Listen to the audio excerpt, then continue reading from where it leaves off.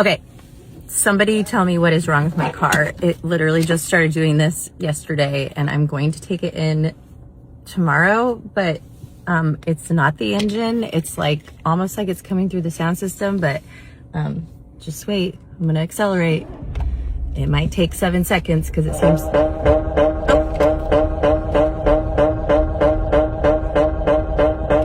What is that? It's doing it every 7 seconds, and I don't know what it is. If you know what this is, please tell me. It's so annoying.